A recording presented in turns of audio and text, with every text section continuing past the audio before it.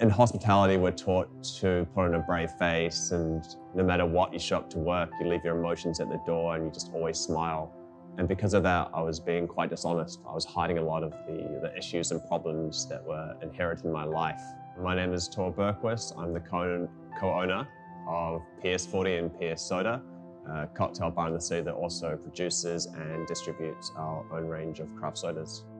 Nick Fernandez. I've been employed here with the First Step program for just on 20 years. My name's Steve. I'm the owner and director of Bold Hospitality and Tano Cantina.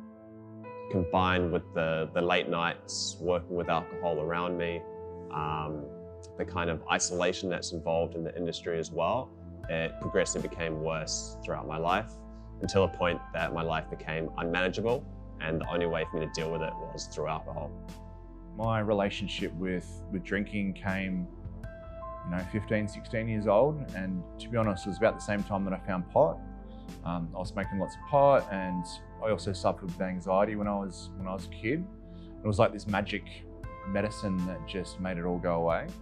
And I think that's kind of where my unhealthy relationship with booze kind of started, because I was using it for the wrong reasons. 90% of kids will experiment. If it's not with alcohol, it's going to be with illicit drugs. It's going to happen. So the best way to do that is to openly talk and communicate. I had a series of instances where I tried to control or limit or reduce how much I was drinking, and that's when it actually picked up and became worse in my life. Really until I decided that, I came to a conclusion that this wasn't the lifestyle that I wanted to live, and I wanted to try to make a difference and stop that it really turned out to be more of a problem. The point at which I realized it was too much for me to do it by myself was when I was opening up PS40. So my drinking had been progressively getting worse over the years, and combined with the stress of opening up my own business, that's when I started to risk losing things in my life. So I risked losing the bar before I even opened it. I risked losing my health and my relationship with my wife thanks to my behavior while drinking. Once it stops being fun, that's when people start reassessing what they need to do or what to do. When it starts overtaking your life, when it starts, affecting relationships, when it starts affecting, your professional, personal development and stuff like that. Unfortunately, people have to get to that level before they realise it's time to make a change. My biggest drive was definitely my daughter and my family. Like, that's something that I could see where it was going, and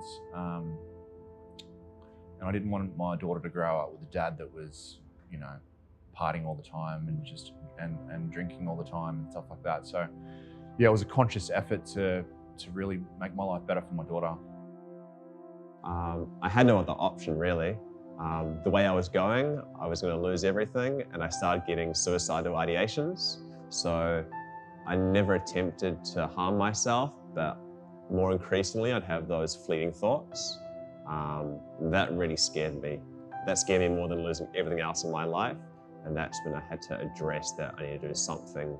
I didn't know at the time that it was drinking, but yeah, it's all become very apparent that drinking was the root cause of my issues, and that if I wanted to continue on my life and actually be alive, I'd have to do something about it. If I was going to say something to my younger self, it'd just be, I think health and fitness is a really, really important part of it, because all of that goes out the window. If I was to talk to my younger self, I wouldn't say anything, because I've had to go through everything to get where I am now.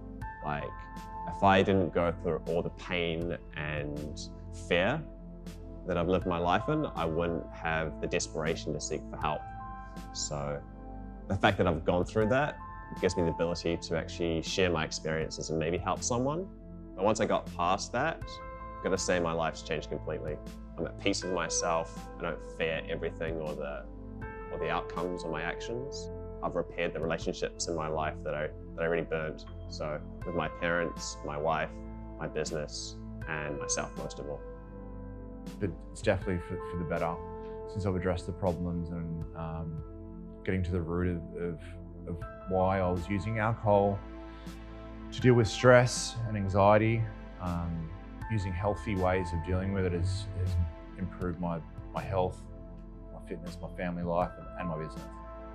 There is some help out there, and it comes in different forms, and some are more effective for certain people. You know, I've gone through a lot of things. I've gone through therapy, I've gone through psychology, medication, support groups, and you know, a lot of it's helped and a lot of it hasn't. So it's finding the thing that's right for me. I've tried therapy. I've been to the 12-step programs. You know, I've stood up in meetings and expressed your feelings, which is really super daunting. I really feel that there's so much stuff online via YouTube and you know, your local community-based services that it's just worth having a chat, because it just gets worse. And if you don't address it early, it can really bring you unstuck. I hope that my story can also inspire other people in the industry, whether it be my staff or other bartenders, to maybe look at themselves a little bit if they need some help.